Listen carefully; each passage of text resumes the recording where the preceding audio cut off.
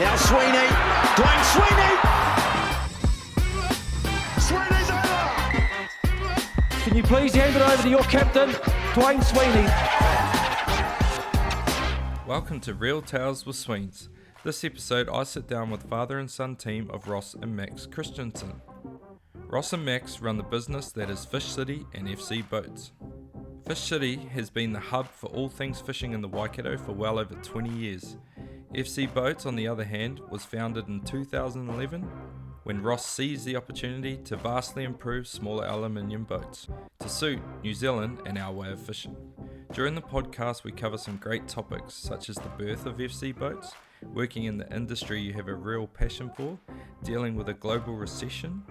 We also discuss the balance of working together as a father and son team, Ross's game fishing tales from the early days of doing it from a trailer boat, Max's passion to continue to grow the business, the importance they place on valuing their staff, and so much more.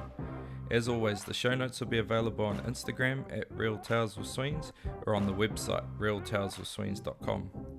The website will have all the links to listen on your favourite platform, as well as some great content on all the guests.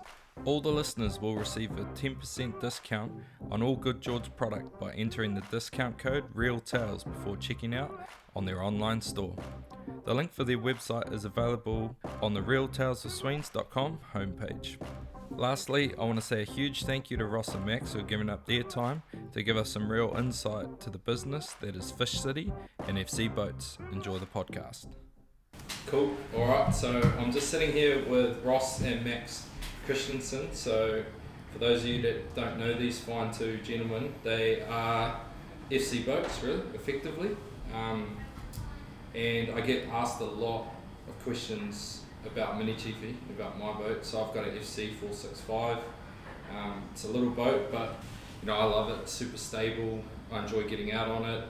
Have done ever since I've owned it, and it's probably a big reason why I haven't got a bigger boat, because it does everything that I need it to. I do a lot of game fishing, or pretty much all I do really in it is game fishing, because I burn up all my brownie points over the summer period. So yeah, game fishing takes up a big part of my summer, and yeah, I suppose it's cool for me to come on here and share and hear a little bit more and share with the people the story of FC Boats and how it's evolved as a company, and how I guess when you envisioned the company, I wouldn't have thought that you would have thought FC 465s would have been out chasing marlin 30 miles off Raglan.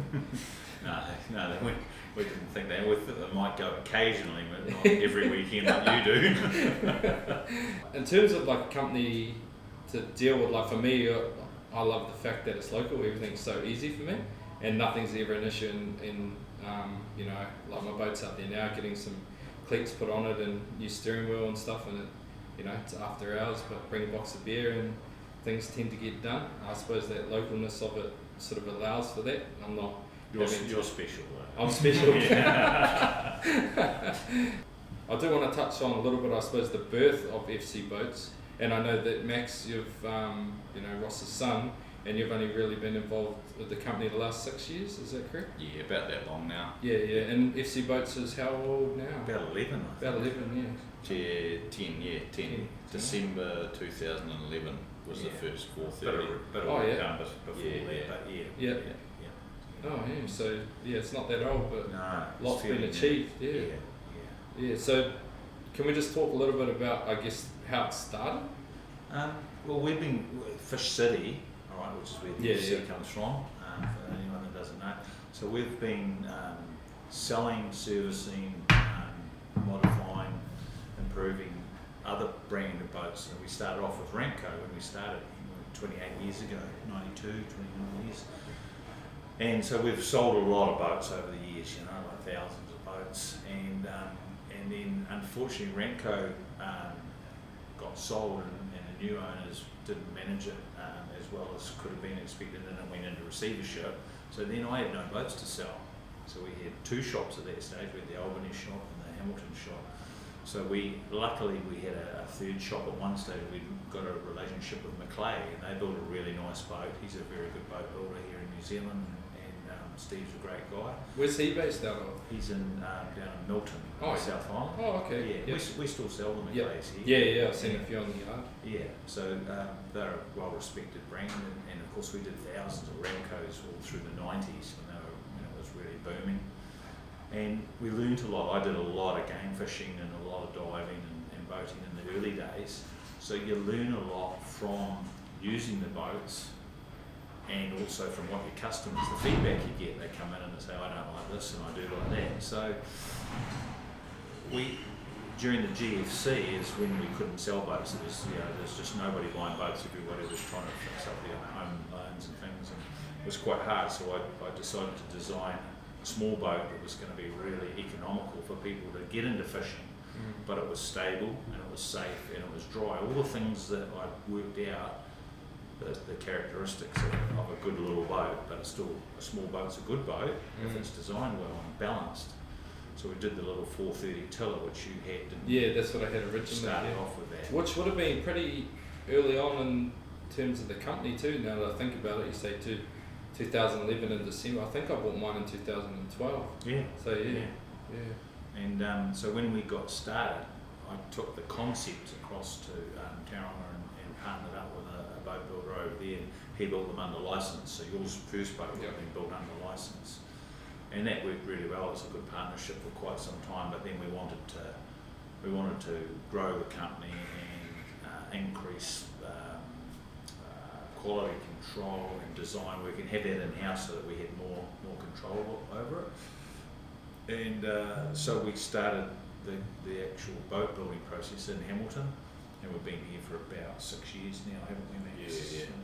Yeah, it would have been 6 years ago pretty much when you first got Mark and Mike on board. Yeah. Was that about when you come in too, Max? Yeah, I came in about 6 months later. Yeah. So I was like the third boat builder in the factory, just helping the other guys out at the time. Because what were you doing? What did you study originally? I did an apprenticeship in stainless steel fabrication and machining. So I was building Frontiera tankers at Longvale, just down the road in Alice Street. Yeah, so that was 5 years straight out of school. Yeah. When I was 16, did that, and started working for Dad. Was that an easy decision to come across? It actually was in the end, because basically when I left school I wanted to do something for myself, so went off into what I thought was a different trade to what Dad was doing. Yeah. And then he started building boats in-house, which kind of crossed over quite closely with what I was doing. Yeah. And then there was a little bit of I don't know if you remember, there was a bit of a dairy downturn in 2015, I think. So yeah. Well, because they were doing all the big, I remember a good friend of mine got Norma's Transport, and they used to take all the big vats and everything down into the South Island when they were doing all the conversions, and then that sort of all of a sudden just stopped. So it must have been around the same sort of time. Yeah, and there was some pretty big layoffs at the time, so I said, look, I've got a job with the old man that's sort of crossing over into what I'm doing now, and that'd be cool to go and work for him. So jumped on board and cracked into it. Yeah, and you've enjoyed the transition across into working with the boats? Yeah, it's been a pretty big learning experience, because I was on the floor for about 3 months or so before Dave left, and you needed a bit of a hand with the paperwork, so jumped in the office and then started building websites and helping out with all sorts of stuff, and just took on more and more from there. Yeah. No, that's cool. And you mentioned there, Ross, and I know we talked a little bit off here before, and I do want to jump back into that about fishing off trailer boats, sort of in the 90s, because there'll be a very big difference in terms of boats' capability now of what they can do, but it sounds like you had some epic missions though. Yeah, well, we were doing stuff that there was a few people doing it. There was a very few people doing it, but we were, there was a few guys in the Raglan area. We were going out to the Mokel Trench, but we'd team up with a couple of boats, because it was 60 miles offshore. Yeah, it's no radio coverage, nothing. You couldn't get any radio coverage. So we'd take 2 or 3 trailer boats. We'd tell everyone where we were going and pick a good weather pattern. But yeah, we didn't have we had GPS but not as a chart plotter in those days. We had a nice flash colour sound. It was pretty, if you were lucky, you had one of those, and if you were lucky, you had a decent boat. So we did a lot of tournament fishing in the early days of Fish City, but just before that, why I got into Fish City, I just became mad keen, a bit like you are now, when you're young, chasing marlin and big kingfish and sharks in those days. You know, we used to do a lot of tournament fishing. So we fished some pretty extreme areas like Ranfurry Banks out of trailer boats. Yep. And we fished the Three Kings out of trailer boats at Mooredown off 90 Mile Beach. Went once out to Kaipara, so the guys, the guys that get out that bar, they really earn their fish. And I took a lot of respect for them. It's called the graveyard, isn't it? There's That's a little spot. That's a spot as you go out where I think a few things have come to grief. Yeah. I'm not an expert, I've only been out there once. Yeah.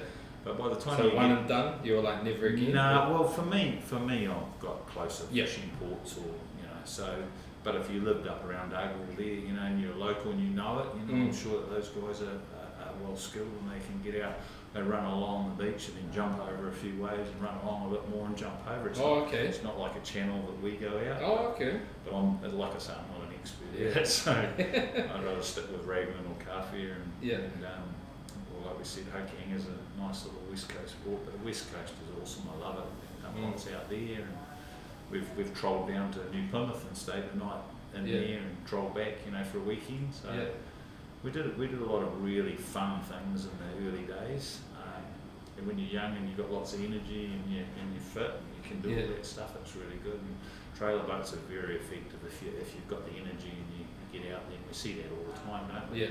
Like yourself, you know, it's not the size of the boat; it's the size of the enthusiasm of the skipper that wants to get up early and catch the bait and have the right gear and make sure his gear's correct and do that. Yeah, it's interesting you say that because people kind of see, I suppose, that I've caught a few fish and I'm by no means like an expert. I'm just, how I word it is I'm just a try hard. So like I love it and I just try really, really hard and you get lucky, you know? Like or you work, the lucky you get lucky or you learn, you know? And from every, I suppose, failing mission, I generally learn something. You know, if I go out and don't catch something, I learn either I fished in a bad area, or I was in a good area and I left, or I learned something, or I just like, I was a bit keen, I was too early. It's November. What are you doing out here? Willing them to come in early. Yeah. I haven't been out in November yet, but it's early days. But I suppose like for me too, like. My boat's 465, so when I say 465, 4.65 metres, and you mentioned there that I had a 430 tiller. So when I originally went to the 465, it was because I wanted to go game fishing, but I didn't have like a big budget in terms of the boat, but I wanted good gear. But I knew when you say if like affordability in terms of the boats, that's what my boat gave me. That's what Mini Chiefy gave me. So I had Mini Chiefy 1 originally, which was my tills there, and I used to go to the back of Mare Island and that thing, and my arm would be very sore by the time I got home, but I never ever felt. But that's after 8 or 9 hours of tiller steer driving a boat. Yeah. So that, you know, they're not quite designed for that. A lot of people are afraid of the tiller steers, and I reckon for coastal fishing and just popping out and popping back, they're great. It's so easy. And lots of room in the boat. So we've sold literally hundreds and hundreds of them, and cost dollar bang for buck. It'll give you more room. You get a good ride because you're sitting down the back. So that's where that 430, our first boat, started, and then the rain, because it was so popular, and we were just building 6 at a time and just getting as many as we could and selling them between the two shops. So it filled a gap in the market. People wanted a new boat, and with the chines being wider and the turn downs on the gunnels, the dryness and all that stepped small boats up another level. Instead of what we all grew up with the fire engines and the Ramcos, and you hit a wave and you get a whole lot of water over the front getting wet. So I'm not saying you can't get wet, but I mean it's a big improvement on what we had beforehand. Yeah, definitely. And the stability, it's crazy. Like the other day we caught that marlin up north with my wife and our 2 boys. All 4 of us are on the side of the boat and she's holding the marlin and the boat barely moves, you know. Like, and I'm not a small guy. Yeah. So At all, like by any stretch of the imagination. But it was, it's so stable. yeah, well that's what, and you know, like I watched that as a boat retailer, and I watched the popularity of another great brand in New Zealand called Stabicraft, which everyone knows about. Yep. And you know, like Paul, I know Paul personally, and he's a really neat guy, and he's offered for us to go down the factory and like we have a good talk and catch up and have a beer at the boat shows and that. And he builds an awesome product. You know, it's internationally acclaimed, those Stabicraft boats. So when you look at that, you can tell that people like stable boats, and that word, the name is great. That's helped his success along with very good management. But people love stability because nobody wants to go out in a boat and, like you say, 2 or 3 people go to one side, and the thing's tipping over and there's water coming in the side. That's a horrible feeling. So when we set these up, we designed it, and at 4:30 I remember the day I trialled the first one, the prototype, number one, the prototype, went out and it was really good, but it wasn't quite stable enough, so I went back to the drawing board and made the chines even wider. So they've got very wide chines, and that's the turn downs, and that's what gives them that stability. Yeah. So and it's no different than a pontoon boat. The advantage over a pontoon boat is that we don't have the pontoons on the inside, so we get more room in the boat. Yeah. So we get more internal space, usable space with the same stability.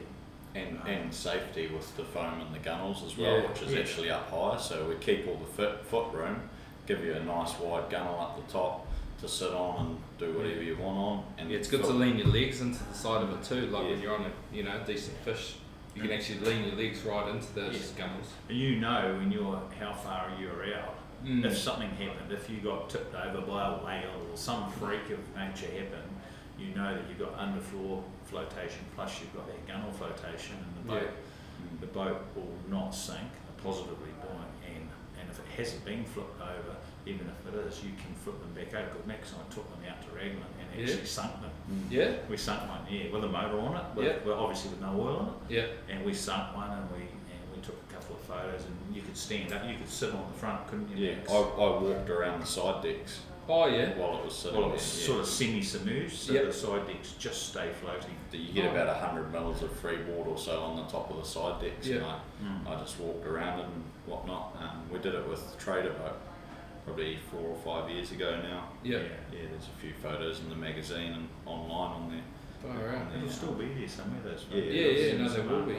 Yeah. I might have to try and grab those, and I'll chuck them up on the website so people can see them. When I put it with the show notes. Yeah, they're such a wicked little boat, and it's amazing too. Like you talk about that in terms of usable space, the amount of boats, trailer boats. I've got a lot of mates that are into fishing as well, and they've got bigger boats, 6.5 metre, 7 metre boats. In terms of deck space, there's no difference in mine. I just don't have a cabin, but they get in and they feel like they see it on the trailer. And, oh man, that's small. And you get out, start fishing, and then they always make the comment. They're like, man, this boat feels like you're sitting in like a 6 metre boat, but it's because all the space is usable, and I've laid it out well. Laid it out. You've done a great job of laying it out and putting everything in its place so you can get to it quickly. I'm pretty OCD, Like Well, that helps. Max has had to deal with all my shit. Nah, it's good, man. I've learned heaps listening to how you've set it up and making little tweaks for you, and sometimes you come back and we change things again to get it absolutely bang on. So, and that's what you got to do when you're trying to get the most out of a small boat like that. Yeah, exactly. But even in I did the podcast with Bonds just before Christmas, and that's gone crazy. Very obviously we just nailed it with timing. I guess everyone's into game fishing at the time. A guy with a shitload of knowledge, and he was willing to share that with me, and then we made the changes to the boat, and then I go out third trip, it all comes to fruition. So were they your first strikes? The very first bite I had, I caught it. And that was on the rigger? Yeah, that was on the short corner, the first one. Yeah. And then I got one on the rigger. I'd never caught a fish that's bit my rigger, so I've always missed them. So they haven't hooked up properly? Nah, not on the rigger. But because everything's so tensioned and tight, there's no play whatsoever. So I'm running really heavy clip pressure, so 5 kilos off the clip. So very a lot to get it out, and then And the purpose behind that being is bonds is like you don't want them to be able to tap it out, you want them to eat it, because when they eat it you've got a better chance to hook them. But it's when they come in and flap around with their bill and they knock it out, those are the ones you generally just bill wrap them and miss them. But he goes, you want them to come up and try that, and if they can't knock it out, they'll come back and get angry, and then they'll pile onto it. They get so agitated, don't they? When Yeah, they can't frustrated, get it, they have a decent bite at it.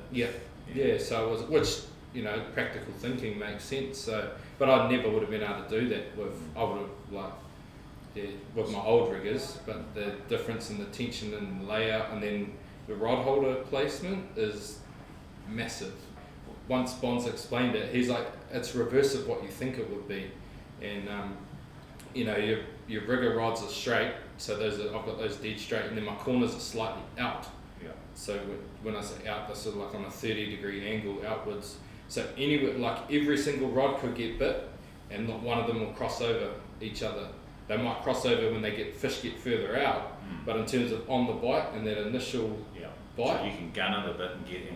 You could get a little bit of room away from the lures. So nothing crosses over. So where before my riggers were out and my corners were straight.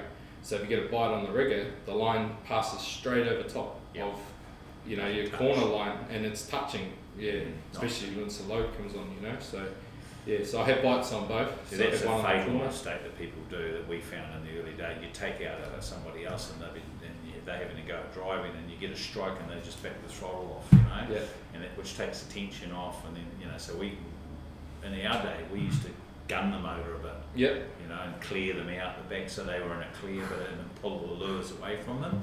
And our theory was that put more tension. If you're running 5 kilos or 6 kilos of drag, whatever you want to run, that puts that on there, keeps that pressure on no matter what they do. But if somebody backs it off and then they swim towards you, then they've got a slack line. They can't get slack line if you're up, you know, going at 12, 15 knots, almost playing and getting away.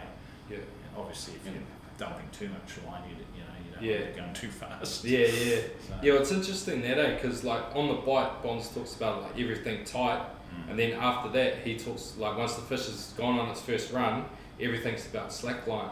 So he wants to stay behind the fish all the time, so that if that fish is bill wrapped, the hook's got to come all the way over top of it and off, and you can still effectively catch them as long as you stay behind. As soon as you get in front and you're tight or direct contact, you'll pull it off, which makes a lot of sense to me. But the real good example is that was me and Hugo. So I caught that one with Marie and the boys. That was hooked perfectly, so it wasn't going anywhere. But then with me and Hugo, when we fished off Hokianga, we didn't hook that fish. It was the one we caught. So we had 3 bites, didn't hook any of them, but the one we caught we didn't hook. So it was noosed on its bill, but because we stayed behind the fish the whole fight, we caught it. So when it first went, we got out in front of it, cleared whatever, and then it turned and went away.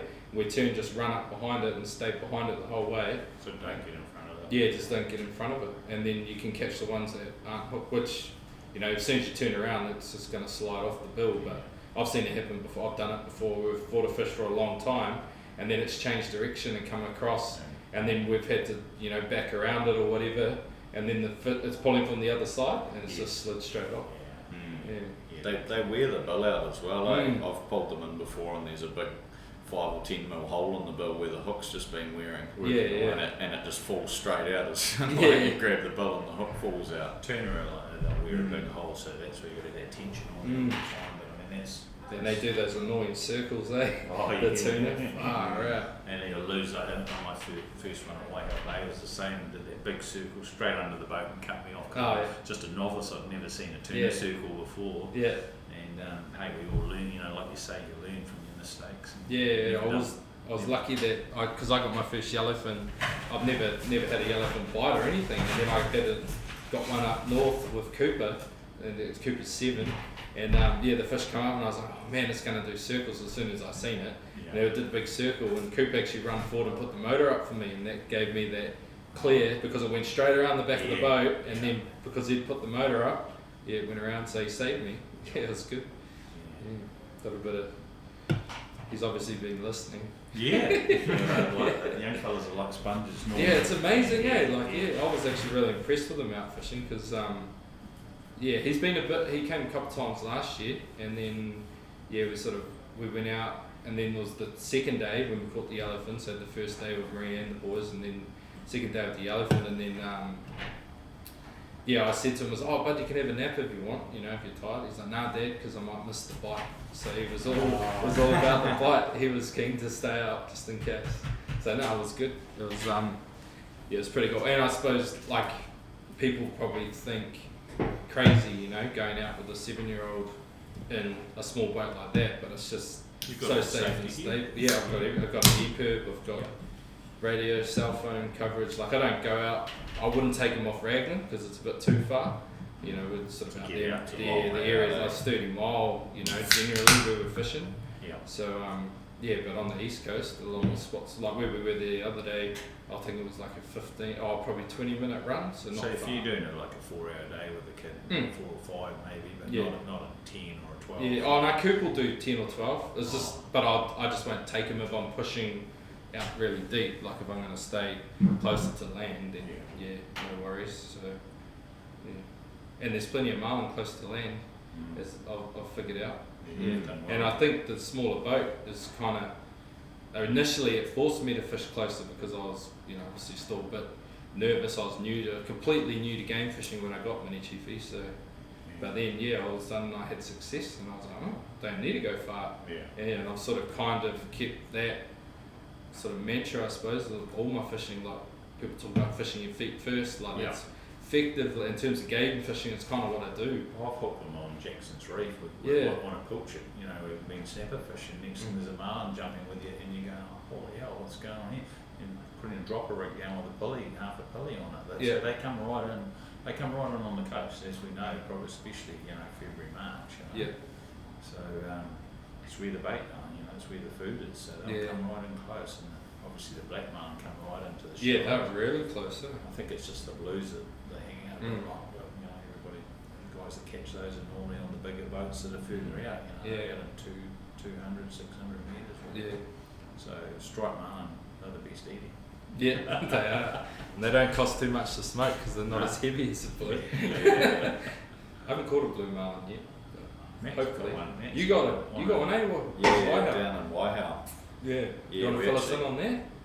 It was a funny story actually because we went up to Hokianga for a boys trip for a weekend and probably had the best fishing that we've ever had. Yeah. But we took an old second-hand Maclay up from the yard, and we landed 2 marlin, weighed one of them and tagged the other one. Yeah. And I got quite a bit of shit from the locals for having my FC boat suit there with an old Maclay on the back of it, catching a whole lot of marlin. So I said to Dad, next time I go I need to take one of the FCs. So we took the 7 metre FC down. Was that the first one you did? No, we'd done a few before. Yeah. It's a real beautiful boat. It is. I love the lines on that thing. Yeah. So It was the one with the deep tree. Yeah. Nick DePayne's got it now. Yeah. He looks after it beautifully. He's put some cool graphics on it. He lives in Down in Tani. Yeah. So we took that out down there. It was down Waihau Bay. Yeah. The Friday, I think we went down Friday, Saturday. The Friday we went out at about lunchtime because we drove down in the morning and just did a half an afternoon. And then You don't have to go far to put the lures in down there though, eh? It's pretty cool. No, it was pretty cool. I think we got a strike on the Friday afternoon. Yeah. Then Saturday morning we went out and within about an hour or so, straight off the what's the cape down there that all the kingfish are on and all the sharks. East Cape. Yeah, I think it is East Cape. Just East Cape's the whole point. But there's a name for that point too. Yeah. The one that you can see from Waihau right there. Yeah. Anyway, we were 150 metres off that, which is pretty close in there. Yeah. And got hit by a blue. Shit, that is close in there for a blue. Yeah. Normally a little bit out. Yeah, and it was pretty cool. We saw it come up and saw its shoulders come out of the water and grab the lure and stuff and thrash around and then take off. So we were on there and then took about an hour and a half to get it in. think. So we just played, and like you were saying, always try and stay behind the fish. Yeah. I don't know what you try and do, but I always try and fight it on the driver's side, between about 90 degrees and 45 in front of you. Keep the line on there, basically. Yeah. In that region, if it gets too far back, you need to turn left. Yeah. So that was pretty cool. Had quite a bit of trouble with it at the boat. It kept just gently swimming under the boat, and we'd have to circle around again. And we tried probably 5 or 10 times to get it up, and then it was sitting just like 10 metres below. So we tried stopping and backing up on it instead, which doesn't really work as well when you're trying to land them, eh? Yeah.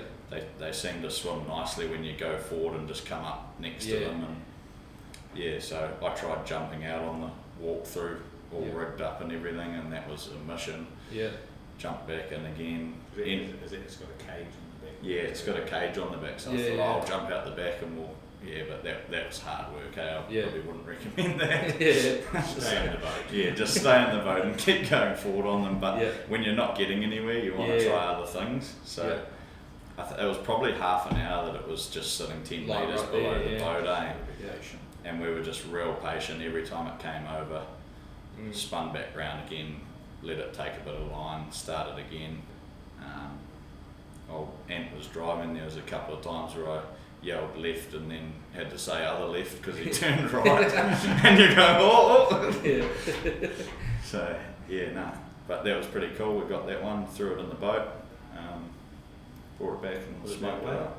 189.8, I think. Something like that. Yeah. It's a big fish, eh? They're angry, those blues. They've got a real attitude compared to stripies. Stripies, you can, once you learn about them, you get them in pretty good. Well, I've been got a good mate that's did his job, and he used to work on the Aranui, and when used to go up to the Three Kings and that. He was on that boat for about 5-6 years, I think it was, or maybe longer. But and him and his old man have got a launch now, Madfish, out of Whangamata. So Sean and Alan Thompson, and man, they're good on the mate. Like we caught one last year in like 5-6 minutes. Like their first initial run they go on, and basically they're there when that finishes, you know, like he's on the boat. Muscle them in. He's just like chasing it with the boat. There's nothing like being on a big launch going backwards, you know. Turbos kicking and the floor shaking and getting wet. It's pretty cool. I think the skippers like doing that. Just the excitement. I remember I went out with them. It was in like April, real late, and when all the marlin were in close off the south side of the Aldermans there. About 4 years ago, and it was April. It's cold, and we hooked one at like 8 in the morning, and I was on it, and we had a double on, and then the first one, one of them got off, and then my one stayed on, and I remember Alan was just ploughing back straight into the sea after this fish, and it was freezing. It was like single figures, and I was just like soaked from like head to toe. They're just laughing, eh? But it's amazing what adrenaline does, eh? Doesn't matter, eh? It didn't matter. It wasn't until I stopped, and then I was like, oh shit, I'm a bit cold now.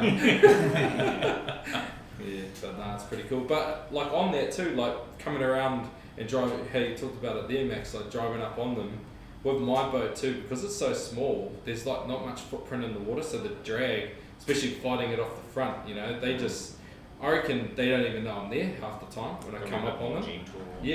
Just they seem to, because I've had heaps of mates like, oh man, like the fish, you see the videos or whatever, man, the fish are so calm when you get them to the boat, like, but I've definitely had them not calm too, but I'd say sort of 80% of them are, and I reckon it's just because they don't actually feel much pressure, because the boat's so easy to pull through the water, you sort of hold the leader and they're just swimming you along. If you give them a good yank, you'll upset them. So you don't try to get them in as firmly and smoothly as you can. I think you've got to be doing like that 3 to 5 knots just at the pace that they're gliding along at. As soon as you do that, if you stay with them and just do it calmly. I've heard of people who, and I've seen heaps of YouTube videos of people when they get the fish to the leader and they just stop the boat. And the fish just goes off that way, that way.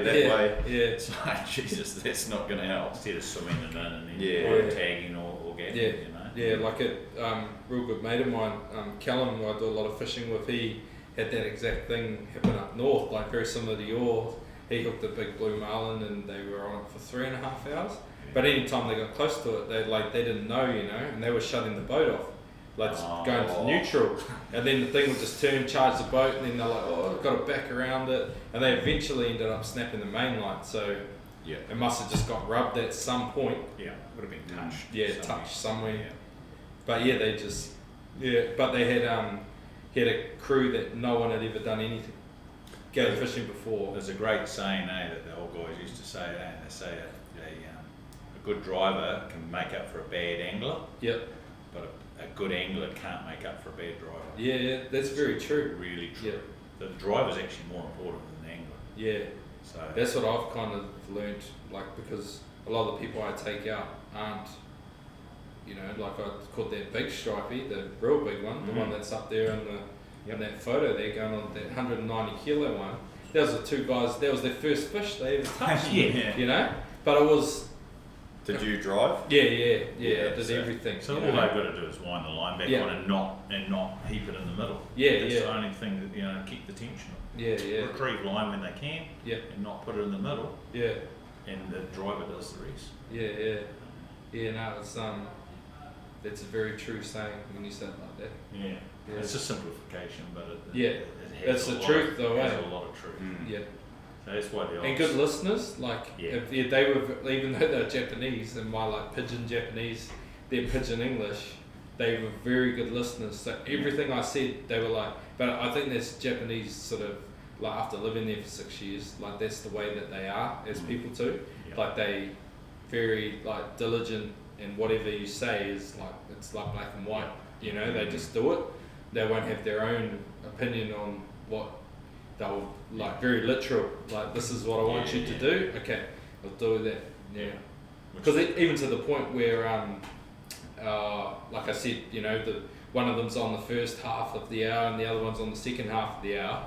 So it's and they worked that out. So what they were doing was sizing up, because they're two different size guys. They'd size up the gimbal after every half hour, and then whoever was on would put it on. And I'm just like, I would never do that. You're gonna jinx it. Take that thing off and put it down the back of the boat.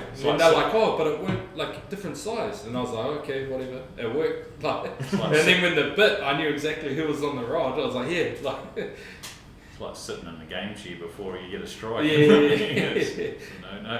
big no way.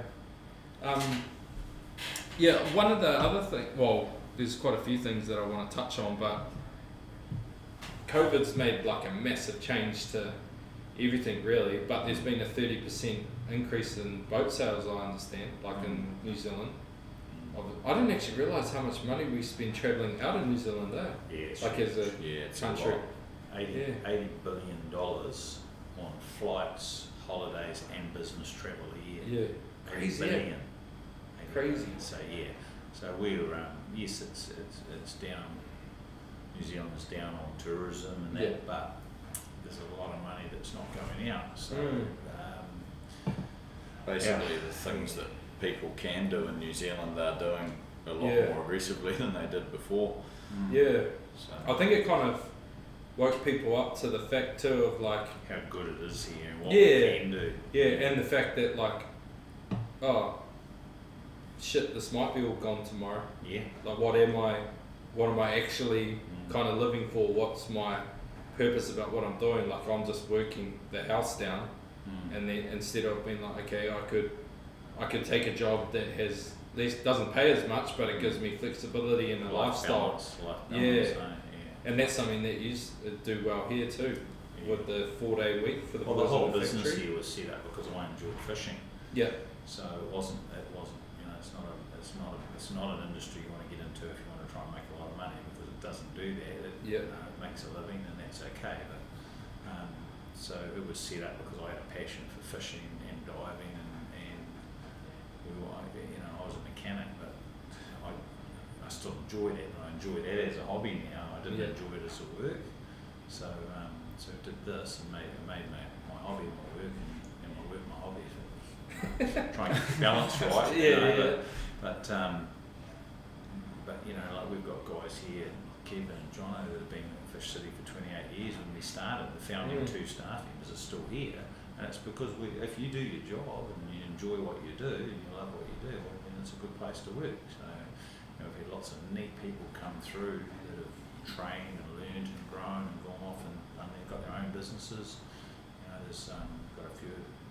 Mike Davis down the Rotoroo's got his home hunting and fishing branch now, and Renee Vaz, that is one of the bigger tackle importers in New Zealand, and Scotty works for Dial now. We've got lots of people that have worked and learned and trained here at Fish City over the years and gone on to other parts of the industry. So it's quite a fulfilling industry if you live your life like that and trying to get the customers what they need and supply them with what they need and make a living at the same time and enjoy working here.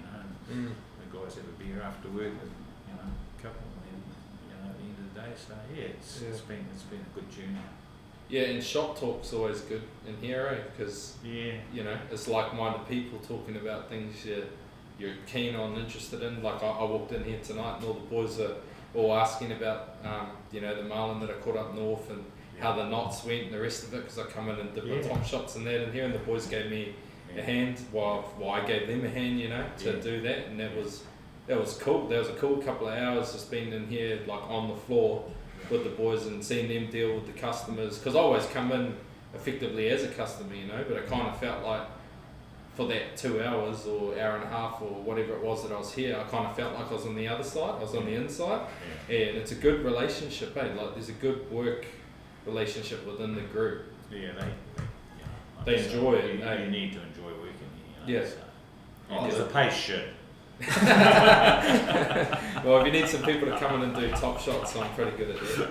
And doubles, I can tie doubles.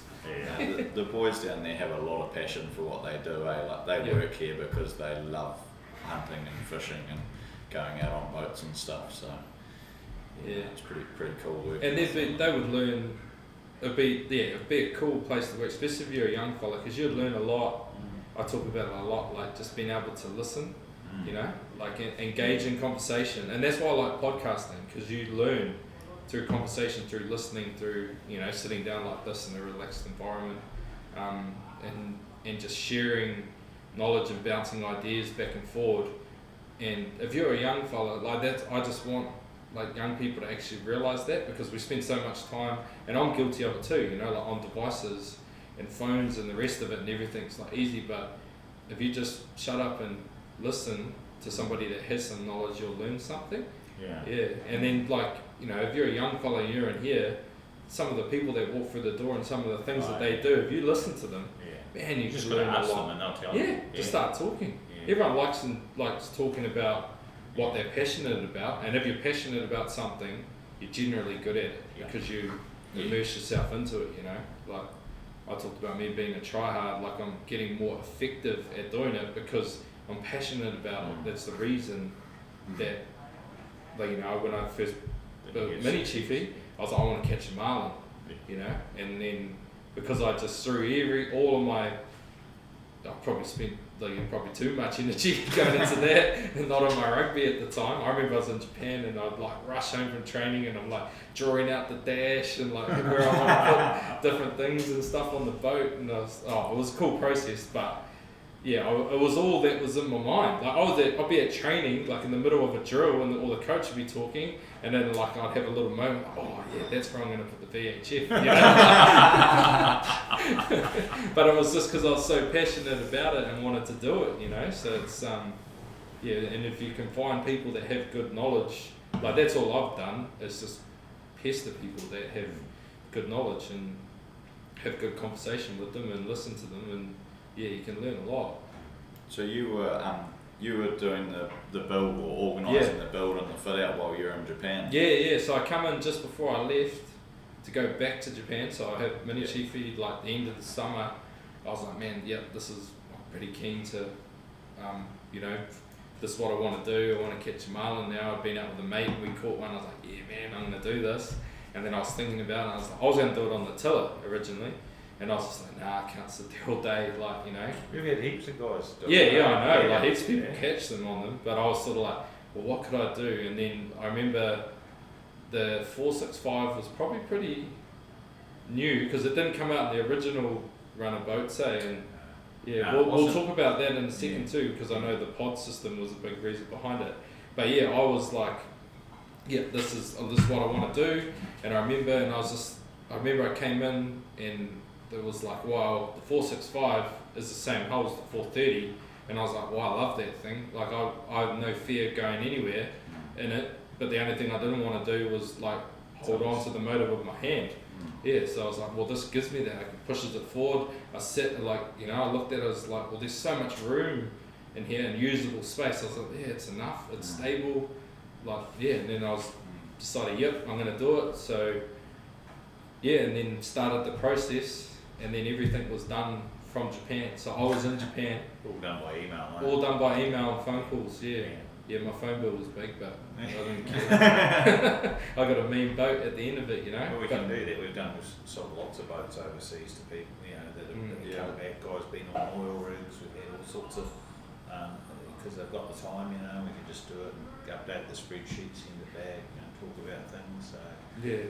like everybody's learned during COVID, you can organise things. You don't have to be face to face. It's nice, but you don't have to be. Yeah. If you live somewhere else, you can organise. Yeah, no, it was cool, and everything was easy. Like like it was. That's the one thing I like about it is like, in terms of working with an alloy boat, is you've got basically once you got the hull, the world's your oyster really in terms of within reason of how you adjust. And we've made a lot of changes to that boat too. Even since then, like I added in an extra rod holder. I think the first change I made, I added in an extra rod holder to hold my dredge out of, and then push that right forward, so that's completely out of the way. You forget it's even there, and when you got a fish on, it's right out of the way. It's awesome. Then we reinforced rod holders for my riggers. Yes, for the outriggers. Yeah, and then we ended up doing the big fit out just recently. After changed all the rod holder direction, and then those are all a lot stronger. And then reinforced the rod holders again for the new riggers because they're like so it's a lot So of stiff. stress. it's a lot of stress and so stiff. Yeah. A lot of weight in them, and the length of them, the 3.5 foot longer than what We I had. used to sell the Ramcos and the fire ends in the old days, and they had rod holders, plastic rod holders with 3 rivets on them. So that's how the rod holders used to go into alloy boats. Yeah. Even the bigger ones, the bigger rivets in those ones. So all ours right from the day one were all fully welded in, so little things like that you learn what breaks and what doesn't, so you try and eliminate all the weaknesses, and we've learned a lot too. So that's like your boat's been good for us too, because you see what happens when they get used to the extreme. So it's like in the motorbike world, the things they learn at the Isle of Man, because it's such a bumpy, hard track. They take that because the MotoGP bikes, they're all nice smooth tracks, but it doesn't simulate a real road. So the suspension setups and the things that they learn at the Isle of Man on motorbikes comes full. So all the major manufacturers like to be there, and they like to win there because that's a real hard test. So it's like Paris-Dakar rallies. New Zealand's a good testing ground for all the cars and that, because out here we've got pretty rough roads and extreme temperatures up and down. So it's good if you can test stuff hard and then bring that back to your normal marketing. And then the average bloke goes out and they go, "Well, this is awesome. It doesn't have any problems." No, it's so good, And then like now what we've I guess effectively learnt from what the changes that Bond's made and how efficient and effective everything is, like that now has become a tool that if someone else comes in and they tell you, "Oh, this is what I want to do," you can go, "Well, actually, like this is what we've done in the past. This is what we learnt with doing Swings' boat, and it might be a 465 or it might be one of the other ones, but still their rod holder Same placement, same principles, and then they're like, "Oh, okay," and then they weigh it up whether that's what they want to do or not. And then if you can add that to it, then all of a sudden they're like, "Oh, whoa, there's a lot." Like they're getting a lot more bang for their buck effectively. Out on over in the Bay of Plenty, you don't get many strikes, so if you get one, you want it to stick if you can. Like it's all very well if you're in a hot bite at the Three Kings and you're getting 10 bites a day. It doesn't matter so much if you drop one. When you're fishing all season in the Bay of Plenty and you get a strike, and you're only going to get a few a year, depending on how much you do. The ratio of strikes per day is less. So.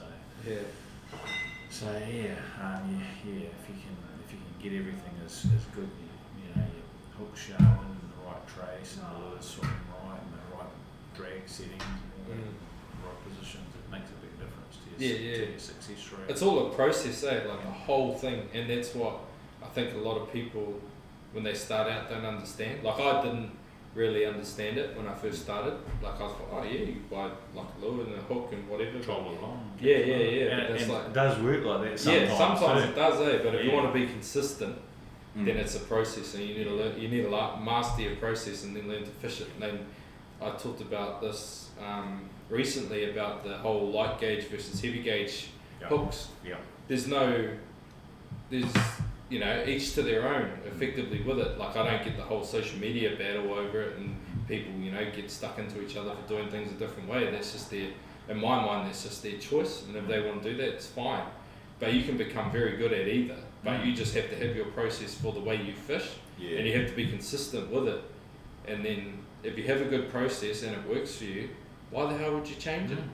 Like I know that just talking to Bonds alone, he runs his light gauge hooks one up, one down, and like he's just like he doesn't really think it matters whether, but he's like he knows that with the light gauge hooks, like normally with the heavy gauge hooks, like the back hook being down helps his bigger lures swim better, but with a little hook, he said it doesn't make a difference because it's so fine. There's not much drag, but that's what he does. People have changed, but then they were like had a really good success rate with two hooks up. It was like, why did you change? Like then they said, I missed the fish because I changed to one up, one down. He's like, why did you do that for? Oh, because you do it. Yeah, but if what you were doing was working, why did you change it?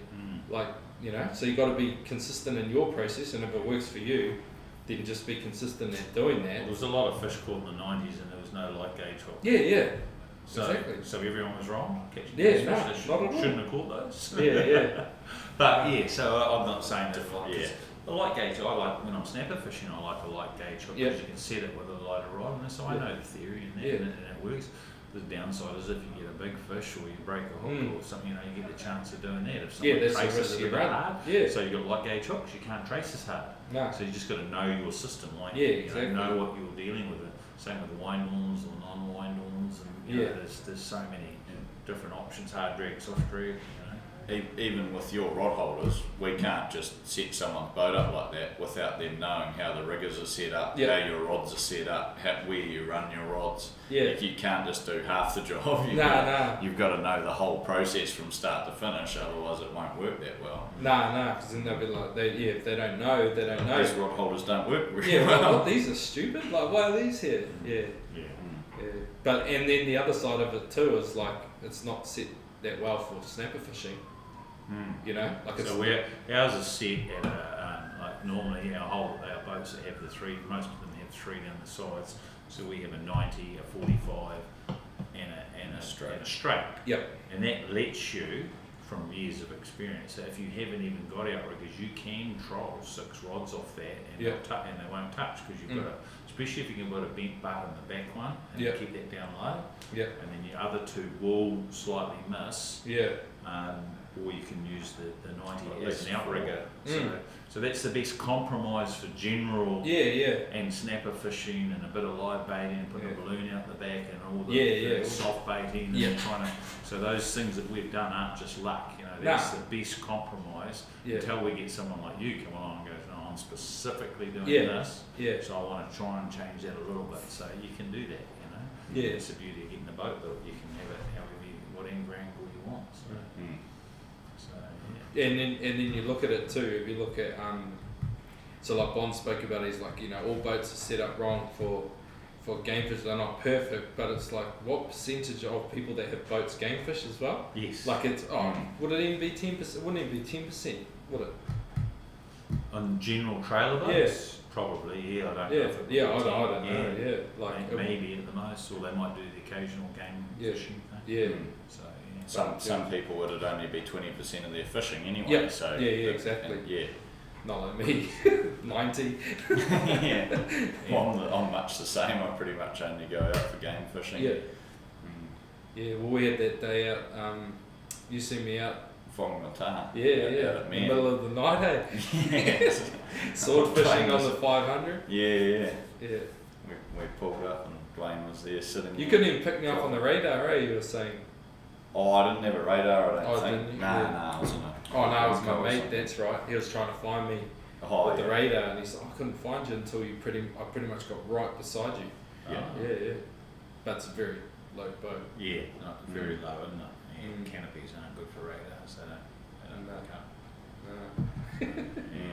But it's even like that. Like I had no fear being out there, like on the Mm. boat. Like I know my limits, and it was glassy calm, and I was even with you. Very calm, Yeah, right? yeah. And then I felt like a little bit of breeze, and I was like, oh, I'll just cruise off, like, you know, just to be safe.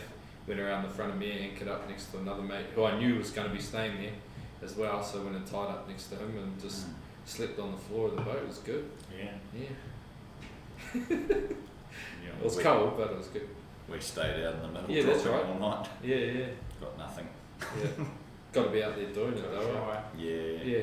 Do you want to talk about the how the 465 came about? So from the because it is the like I said, it's the 430 hull. It's basically a hull, but yeah. So when we built the tiller steer 430, this first boat, we had quite a few people come to us and say, "Oh, can I put steering up the front of it?" And I just basically I knew that it was designed, the balance of it for sitting down the back and having one person midship plus a splattering of gear sort of through. But if you put two people, especially two big people up on that boat, it would have been too front heavy. And I just said no, you know, it's not made for that.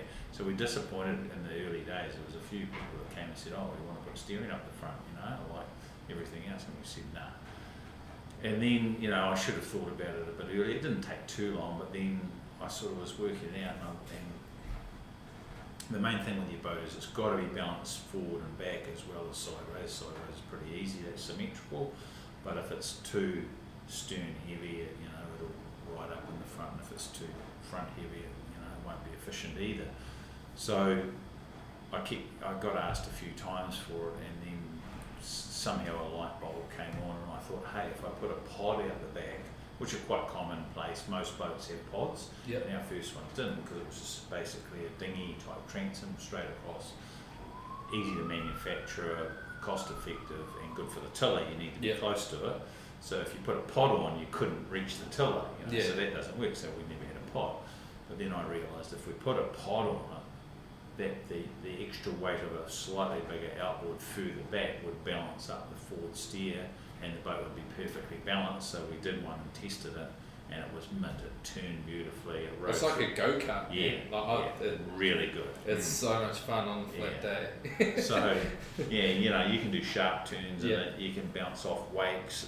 They don't have any bad tendencies of digging in and No, branching, no. or they're not I scared. love it for coming over bars, like, because quite often, you know, when you're coming in, because it is like a smaller boat, when you're coming in and there's like a decent swell, when you come up and over one, it just sits perfectly on its line. It never Deviate. it doesn't deviate or anything. Like, and it's just so nice on the throttle. Like, Yeah. it's, you just sort of sit there and you can like give a little bit, back it off, and then when you want to go, it's got plenty to go. So you don't want to over prop things. You know, Yeah. that's another thing we're big on. So we under prop, and we have as much prop surface area as we can. Yeah. So you know, we run either four bladed, or we go to the CT gearbox. You know, and that just little things like that just make the boats handle and perform better and be more efficient on fuel and speed and all that.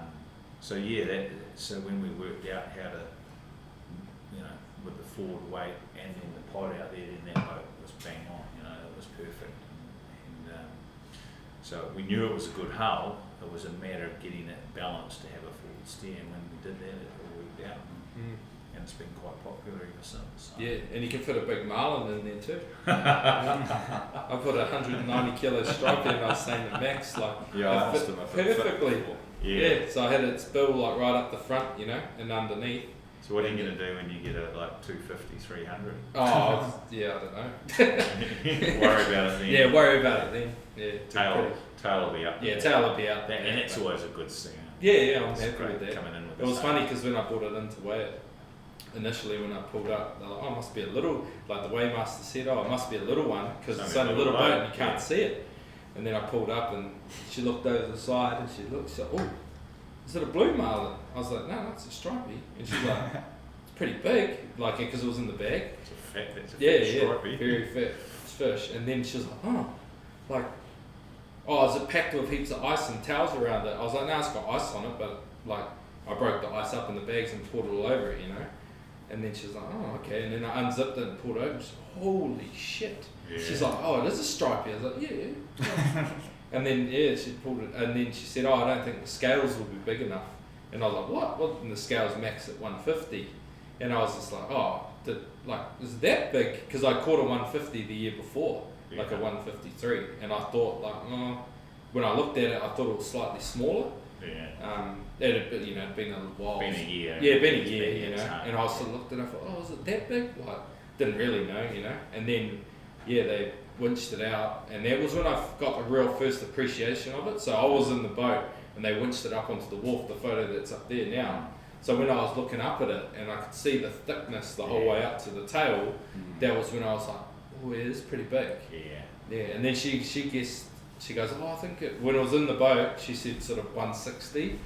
And then when I winched it out, she goes, I reckon it's over 170. And I was like, is it really that big? And then, sure enough, they used the scales, winched them up.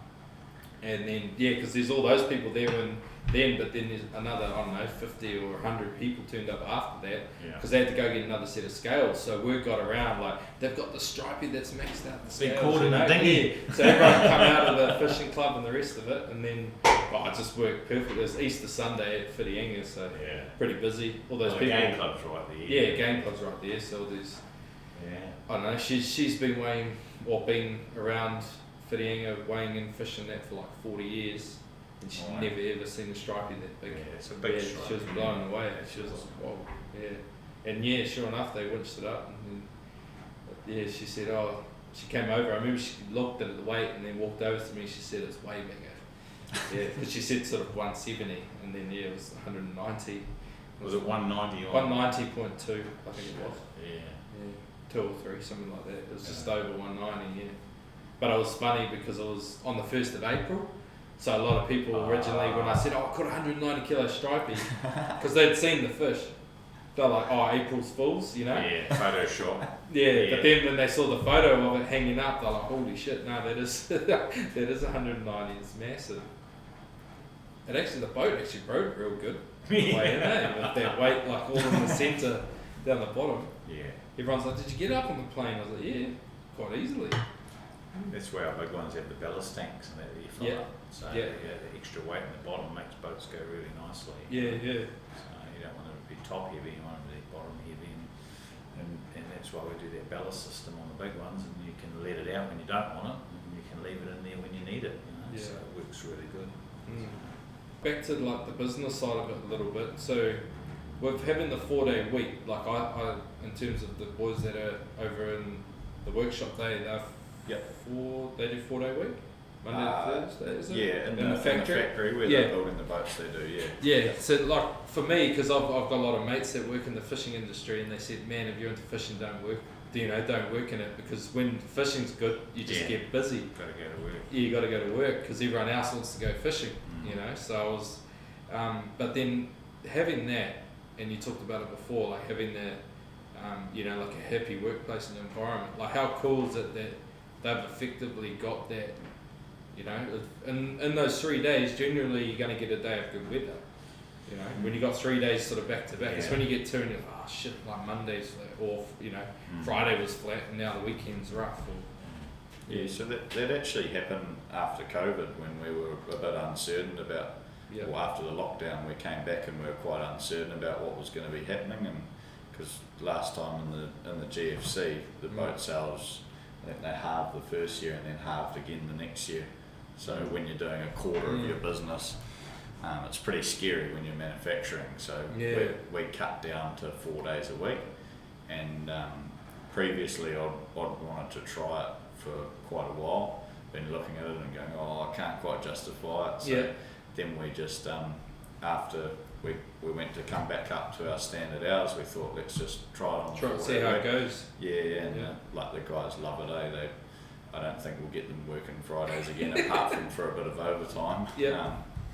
But yeah, like Harlan, one of the boys, has built his own 535, which he mainly did on Fridays, and then still had his weekends. Awesome. So he did that all probably the last 3 months of last year. Built that, and he got it finished just before Christmas. It's a real cool boat. Yeah. He's stoked. I like that size, eh? Yeah. Yeah. That was the same dimensions, but it was basically stretched a bit longer, a little bit higher, like proportionately made bigger. And originally it was a 500 without the pod. Yep. And because it was such a longer hull, it ran very flat, which gave you a nice ride. Yeah. But you could never really trim them up and get them boogieing along in the flat. They'd go along and they'd give you a good ride. They were good in the chop and the raft. Yeah. So basically putting a pod on the 500 made the 535, and the 500 was one that was really popular when it first came out because it was a lot of room for a centre console. And as soon as we made it the 535, it was a little bit dearer, but it had storage and it had platforms, it had the pod, so it just really adds another dimension morphed to the into boat. a better boat, So they've been really popular. Yeah, because that's the other thing too I love about mine is just towability. Like you don't even know it's there. It's actually a little bit dangerous sometimes because you forget, and you're doing 110 with a trailer. It's like, No, you're not. No, I'm not. No. But when the bite's on the Hokianga, it's too only on important. the 110k road over to Cambridge. That is, yeah. But no, it's like like everything. Like once you sort of get to that sort of 6.5 meter size, everything becomes a lot harder. Like everything, like cleaning the whole lot. So a lot of people say to me, like, when are you going to get a bigger boat? When are you going to get a bigger boat? And it's, like probably to your guys' detriment that my boat does everything I need, so I don't need to go and buy like a bigger one, Like I don't need to buy a 650 or a 7 meter. I'd love to. Your family's going to get bigger. Yeah, they'll get bigger, and then you'll start getting crowded, and then you will have to grow with your boat. Yeah, exactly. Do that, but in the meantime, you can handle it at the moment. So it's funny because we've been doing it that long. We've watched whole families get bigger boats, and then some of them, the kids have left, and they've gone down to smaller boats. Oh, yeah. Yeah, a lot of guys, when the kids all leave and they just want a boat to go out and have a fish by themselves, they'll go back down to something like your own. So there's different stages of life, whether you're bringing up your kids and involving in families skiing and fishing and diving and things like that.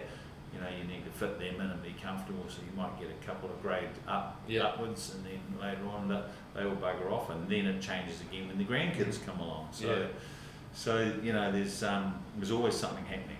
There's people are going up, people are going down.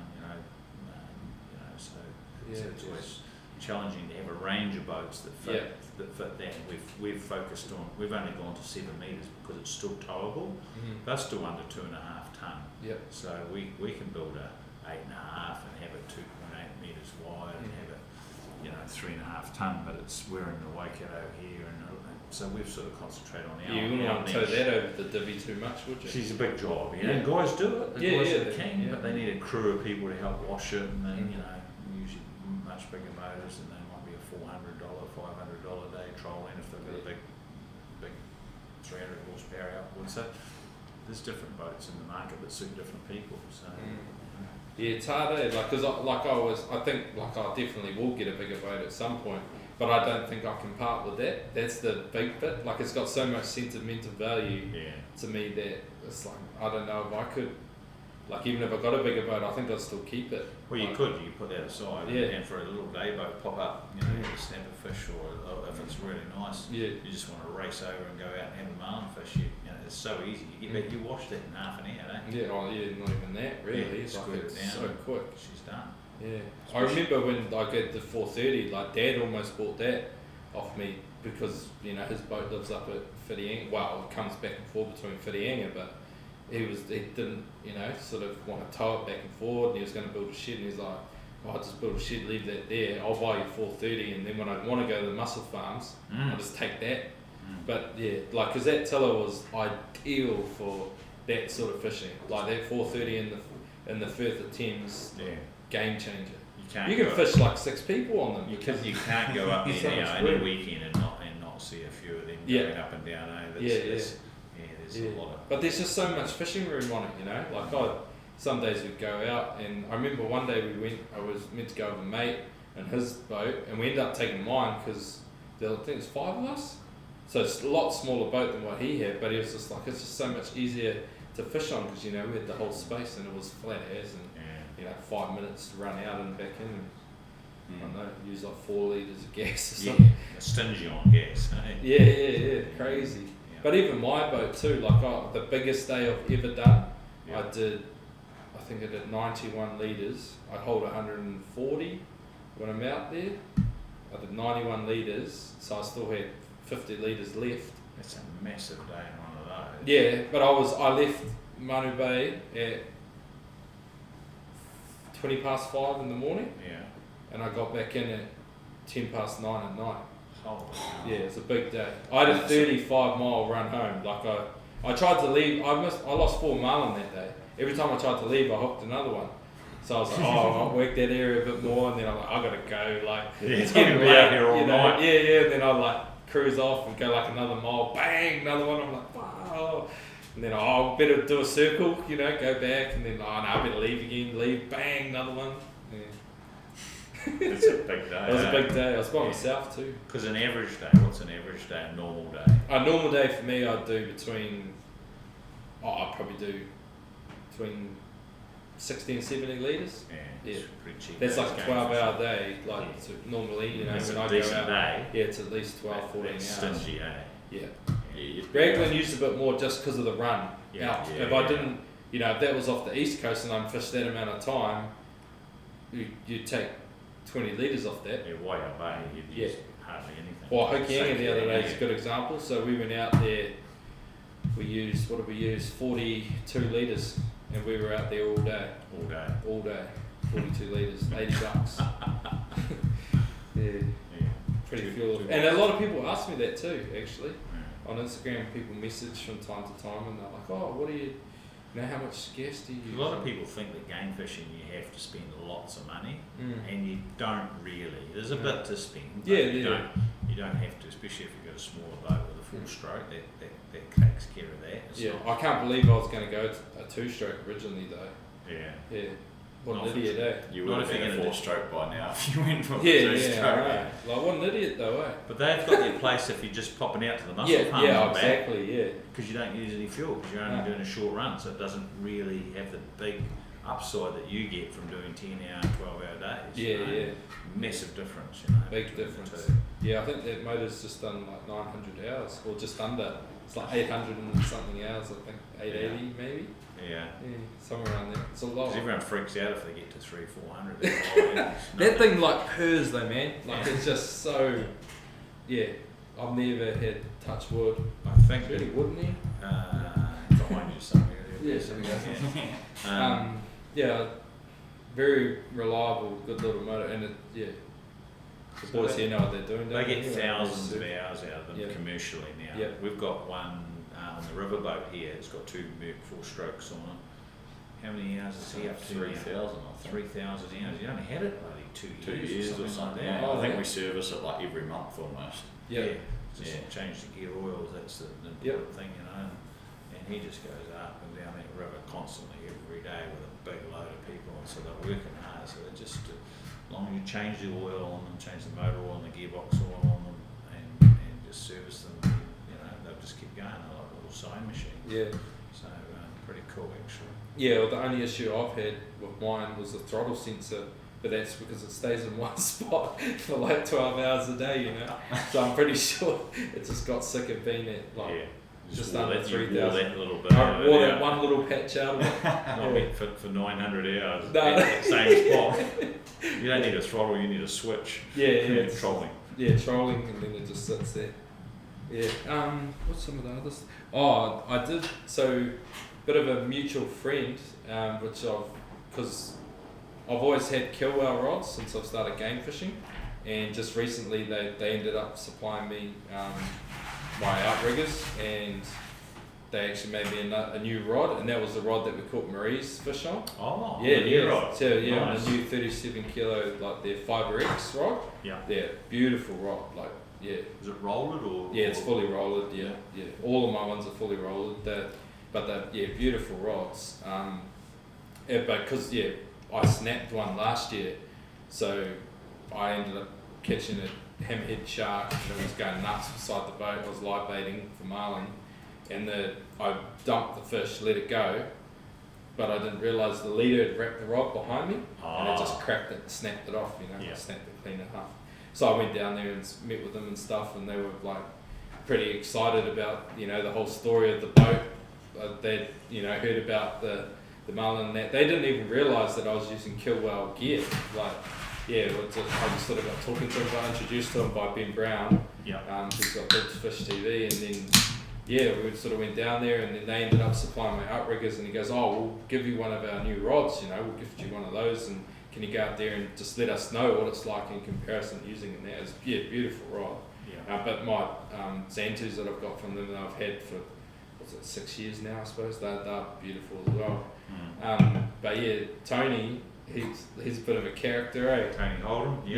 He's a good man. So I met him. He told me to ask you about the story about the first time you used the dunny on Wild Bill. I don't know if that's really required, but I came. So I bought an old launch to do up as it's an old Bertram big heavy game fishing boat, and when I bought it, it had 2 toilets on it, and they're the old style with a little pump down the side, and they're quite small, and I'm a reasonably large person, and I was at the boat show talking to him, and I said, these toilets are useless, man. You can't even sit on it and do the business, If you try to do it at one end, the other end doesn't fit in there. And he's laughing away. And then I took a couple of mates out to Murallen for a weekend, and I explained to them, I said, hey, just, do your business, and then just a bit of a flush, and then a little bit of toilet paper. And these guys blocked it up, man. Oh. And it was, I don't even want to go into it, but Yeah. it took me 12 hours to unblock it and replace that toilet one day, and I was pulling old holding tanks out, and there was old poos. Yeah.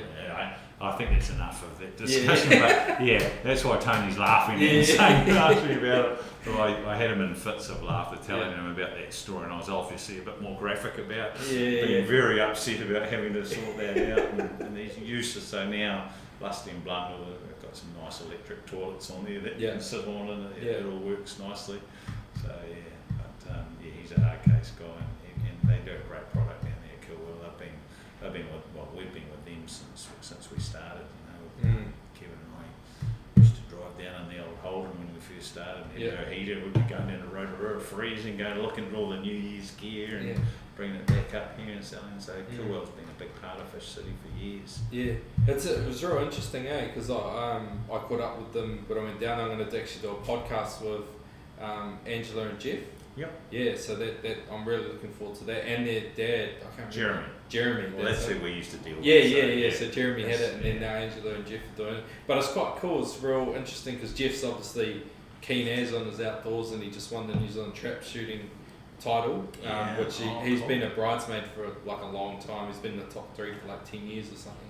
It's the first time he's ever won it. So that's a cool story, and he's into it. But Angela's not at all into the outdoors. But she loves the business because the business is effectively her family. Yeah. And I went in there, and in their smoker room, they got all the photos like up on the wall of the long-term stuff. Yeah. Like heaps of the staff worked there like 40 years. Yeah. Like heaps of them, not one or two, and their families, and there's like 3rd generation that are working there. Like it's pretty cool, man. It's an institution local business. It's very cool, and the coolest factory ever, like all that memorabilia in there. Well, all the antique fishing gear down there. It's like a museum. Well, it is basically. It'd be the best. I would say it'd be one of the best collections of antique fishing gear in the southern hemisphere, if not the world. And it's fantastic. I've been to Bass Pro shops in America, and they have sections of it. But we were blessed out here in New Zealand with Zane Grey and all those very wealthy, affluent actors and authors and that used to come out here and go game fishing. So New Zealand's got a rich history of catching, swordfish and marlin and bits and pieces, and I've got quite a few really nice. I just saw those in the office before. Antique rods up there. One's a split cane steel shank number 2 Hardies. Yeah. So so they're real collectible, and probably one day will be worth a lot of money. They're probably close to 100 years old now. So but the photos that you see at the Tauranga Game Club of the old fish out at South East Bay, all the bills, and there's some neat history of game fishing in New Zealand. Yeah. How cool would it be if South East Bay, the game club, came back out there? Yeah. Well, I used to stay up there. It'd be magic, eh? Because they got dock huts there, eh? That you can. I think so. Yeah, I haven't been there for a while. $5 a night or something. But yeah. It's a pretty magical place when you go in there, and if you've seen the old photos too, kind of adds a whole nother dimension because the building's still there. The history was there. Yeah. They'd be trolling old Kauai. They'd have a swim bait and they'd have a swimmer and on their split cane rods and there was just so much bait fish in that Bay of Plenty. Pudney Rock and Penguin Shoals and Astrolabe. Those things used to, even when I started in the 90s, they were teeming with fish. Acres and acres of trevally and Kauai. And now this week I've been out, there's 3 purseines out there scooping up every school of bait fish that they can possibly catch and get sold for bloody cat food and all sorts of shit. So that's really sad, that unsustainable fishing practices that we have in New Zealand. And that's why, they call it the Bay of Bugger All now, not the Bay of Plenty. It's hard. There's fish out there, but you've got to know where to go and have your little move. We can see I can see a direct difference because I fish since moving to over to Te Kōwhai 3 years ago. I fished a lot more on the west coast of Raglan, but I'd never fished out there before that, and I was growing up fishing on the east coast. And you go out there, and when you're out there marlin fishing, you see a lot over a day in terms of working areas. And you go to the west coast, there's bait balls everywhere, in skipjack tuna as far as you can see, albacore, gannets, the whole lot, which is what it was like. Used to be off Whitianga when I was a kid. I remember going out there and it'd be I remember just going out and there'd just be gannets bombing everywhere, and I was like, man, this is wicked. Bait fishing that, and then now you go out, you struggle to see a gannet. There's definitely not many gannets out there, and there's a few dolphin pods, and but the schools of fish are hard to find. When you get anywhere near them, they just dive down. They know that something's up, eh? But those purseines, they just whip around them and pull it tight and scoop the whole out. They get marlin in them and the whole lot. But that's another subject. You don't see any. I've never seen a purseine out on the west coast. I haven't seen one when I've been out there. So to me, that's the difference. But no doubt they do go out there, but maybe just not. I suppose they're limited on when they can get out because it's like anything. Like the fishing seems to be better. Snapper are bigger on the west coast. It's just commercial pressure. That's all it is. It's harder to get out there. The ports aren't quite as nice, and there's bars everywhere, so I don't think there's as much commercial pressure out the west coast. But back to talking about Kilwell too. I was talking to Angela, and she was saying that before parallel importing, they were making 4,500 rods a year. Now they lucky to make 100. Crazy, eh?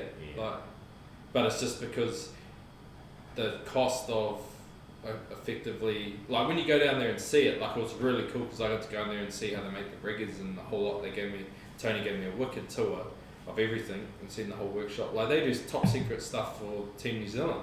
There's an area sectioned off that we're allowed to go into, and it's there's stuff in there that you'll hear about it when the America's Cup's on or finished, but we can't tell you now. They do some amazing stuff. They made a robot arm that diffuses bombs, pretty amazing. And it was real interesting talking to them because they got the fibre tube part of the company and then Kilwell Sports, so they're two different, but one sort of floats the other when the other one's in a downturn.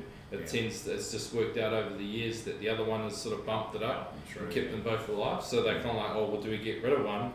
But then as soon as they start thinking about that, the other one starts taking over. So they'll be booming now with the recreational boom. So the Kilwell side will be going, probably both sides are, but and they did a lot of stuff for Star Wars and Lord of the Rings and all that sort of stuff. So the fibre tube. But it was really cool being there, but then seeing them make a rod, wow. I can see why my rods are so good. And you pay a good price for them, but you pay for what you get. There's the quality been of two really good manufacturers in New Zealand, Composite Developments up in Auckland and Marty, they did a great job of building rods. They were sort of opposition to Kilwell, but they both lived in the market really well.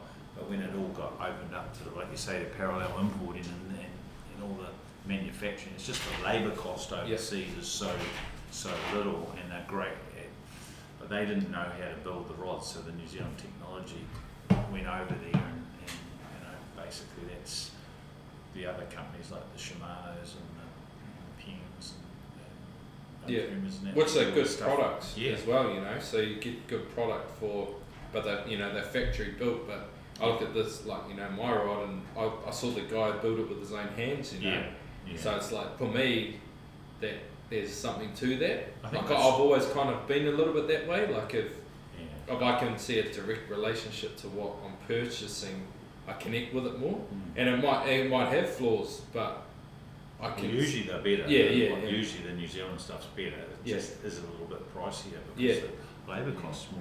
So. But then there's a big, I suppose, in today's market, there's a big push towards that too, in terms of that supporting local and that, because everyone's kind of realised, like, holy shit, like the whole world is shit itself, and New Zealand is actually quite sustainable. If we look after each other. If we do. Well, there's a lot of back in the 90s, 2000s. There's a lot of guys that would want to import an American saber, like an American blank, and then get it made in New Zealand. But they didn't realise we had two of the best blank makers in the world with Kilwell and Composite. And if you went to America and you're into the game fishing, you went to some of the really elite fishing clubs, and they'd say, "Oh, you've got some New Zealand Kilwell rods." So if you had, some of the New Zealand stuff was really the grass is always greener, right? So we're always going, "Oh, we'll get an American," and the Americans are going, "Oh, that's from New Zealand." All the way. It's handcrafted in New Zealand, and Kilwell did very well at that, at marketing all around the world, and built a very good, sustainable, long-term business out of it. So. It's pretty cool, and it's wicked when you can see the history, when it's right there in your face, and seeing all that, the collection of old fishing gear, but then you also see the collection of, staff photo, like long-term service photos, like 20 years, 30, 40, 50 years, I think, maybe, it's crazy. It's really, really long time. Really long. But there's like it's cool that they recognise it too. Like you go into their staff room's cool. And it's we used to go down there and they'd be serving soup and morning tea. Everybody would get some soup at the start, so they're just very generous people, nice, just good people, just good people. There's something to that, when you get good people, good things happen. And have you learned to value them? Like, they give you so much more. So you can see that clearly, their grandfather started Kilwell from memory, and his brother, and then their dad, and then now their third generation. They took over. So they're like, right from day dot, they've, and obviously, because people that haven't left there, they've obviously done a very good job of valuing their staff and making them feel a part of it, that people haven't left, and now their kids are working there, or their grandkids are working there. It's pretty cool sort of story in history. And you say that here there's how many? Two of the boys that were here originally when you started? I think Jeremy and his brother. Sorry. Fish City. Oh, sorry. Jono and Kev. So Kevin, when we started, Kevin did the fishing tackle, I did the boat sails, which was just a few boats, we didn't have many. And Jono was a really good mercury technician, mechanic. He was a mate of mine. I said, well, he was in those days. He left school and did his apprenticeship, so he's got a mercury tattoo on the side of his arm. That's all these, so those guys are still here, and we've got Grant that's been here for a long time, and he left and went and did some other stuff and came back. Twice he's done that. He's come back, and he wasn't long. He was only 4 years after Kevin, or after you started it. I think he started. And his son did an apprenticeship here. So we've trained. It's pretty cool. They would have seen Max grow up. Well, Max was born the year after Fish City started, so he was 2 years after. 2 years after? 2 years after, so I'm younger than the business. Is that cool for you, having your son involved? Yeah, it is.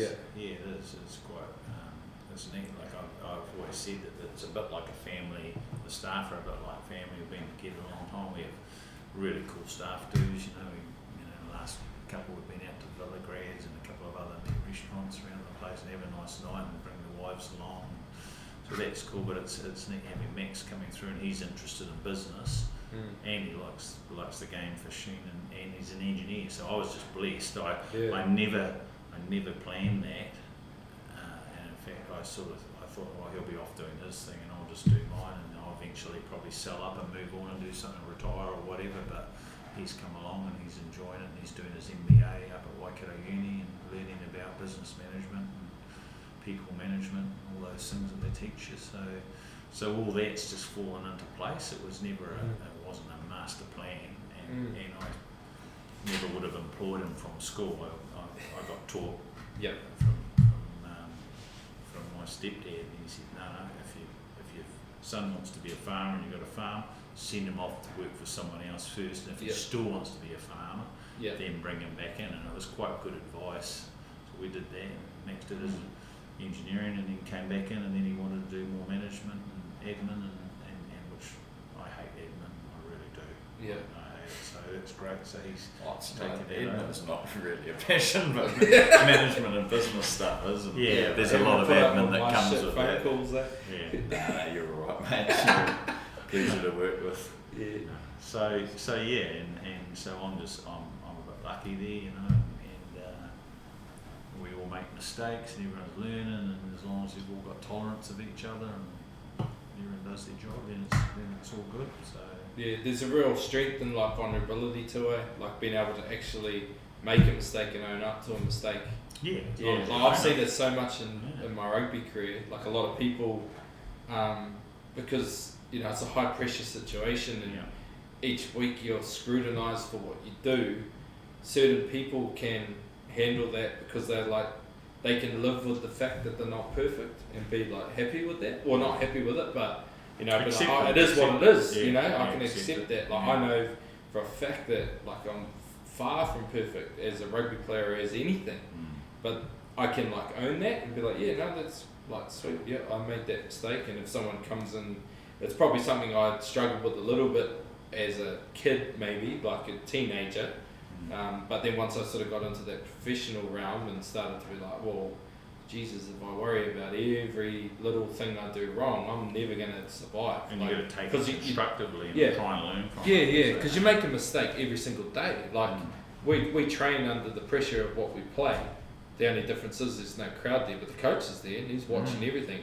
Where when you're playing the game, at least he's not standing right beside you in this drill, but it's coming on Monday. But but at training, you got it, like it's instant. You make an error or you're in the wrong place, it's like bang, you're like, oh no. So you kind of, you learn pretty quickly to be able to be like, okay, there's actually, and when you get a good coach, you understand that there's nothing, or a good, good coach or a good leader in terms of the business or management. You understand that, okay, there's nothing wrong with making a mistake, but it's how do we fix it? There's like a, as long as you don't keep doing it. As long as you can't repeat it. So you learn from it, and you can, and then the quickest way to learn from it is to be able to own up to it first and be like, I stuffed up. Don't make an excuse for it or whatever. It's like, there might be factors to the point, but still that point was in your hands, and then that's what you're responsible. That's what I kind of learned through my rugby career, and then once I learned that, okay, the more vulnerable I can be to making errors, and actually, because then it teaches you to push yourself too, because you'll try things, you'll be like, instead of just playing safe, I would challenge myself a little bit more and put myself under more pressure at training, cut my time down, or try past that, I wouldn't normally, and different things, and then, it didn't work. You're going to cop a bit of heat for that, but learn from it. How are you going to get better at it? Can you do it a different way and pull it off, So it's good like that. Like when you get a real good understanding of, I suppose, just the self-awareness that you're not going to be perfect and mistakes will happen. Just be willing to like own up to it and then move on, or learn from it, learn from your mistakes. The one thing I did want to talk about too is like I suppose like FC Boats is kind of growing like pretty quickly. Like you think about it, it's what have we worked like 10 years. So what is there any cool new ventures or any new boat designs coming out? Yeah. So Need a test drive anything? we spent the last year sort of perfecting all the stuff that we're doing. Yep. We're building them well, and then but we wanted to perfect the build process to get them more Yep. efficient. So Is that just for like being able to like get more out the door? productivity. Like, Yeah.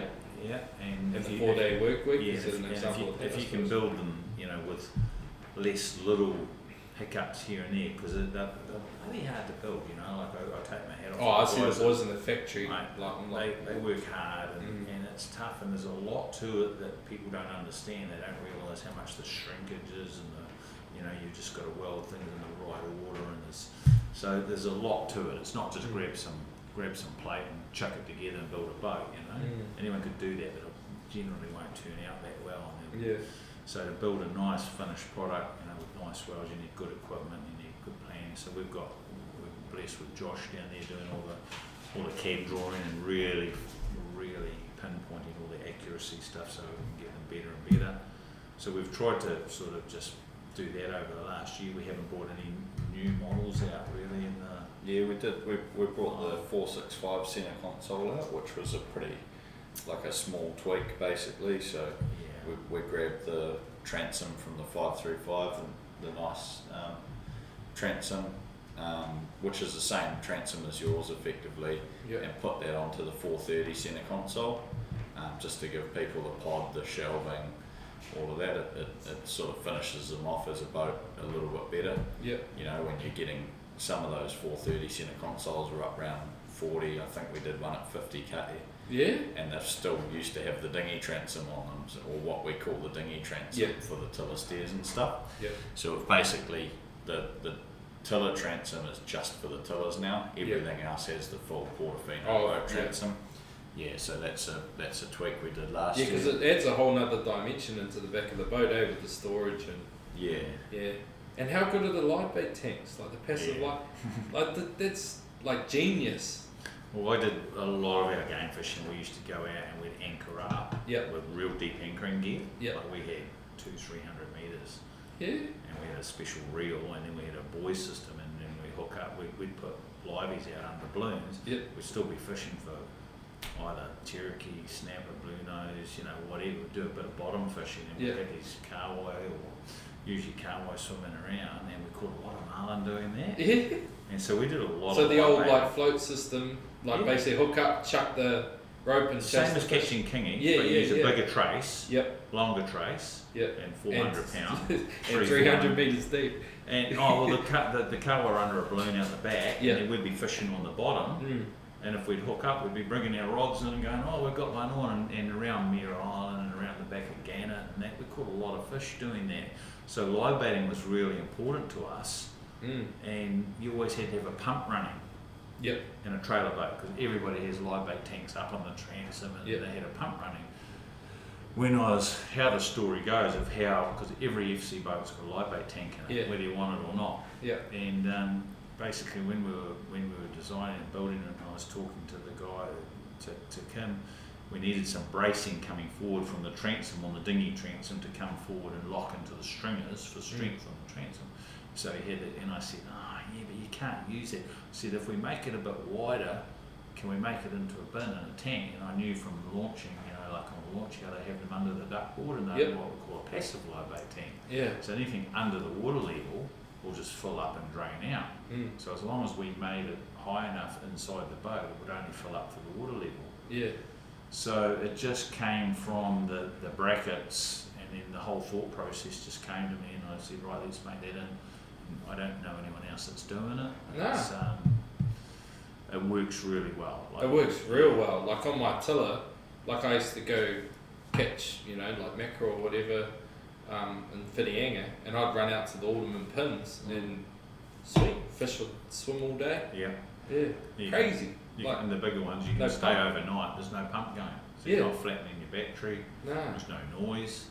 So it's a really good system, and it causes us to fuel tanks and a lot of the other boats are right at the back there, so that's easy to run a filler down, so ours have to go up so it's a bit more engineering that causes other issues, but that allows us to put our fuel tank further forward, which is on the balance point, so the boat's more balanced. This is in the bigger boats with underfloor fuel tanks.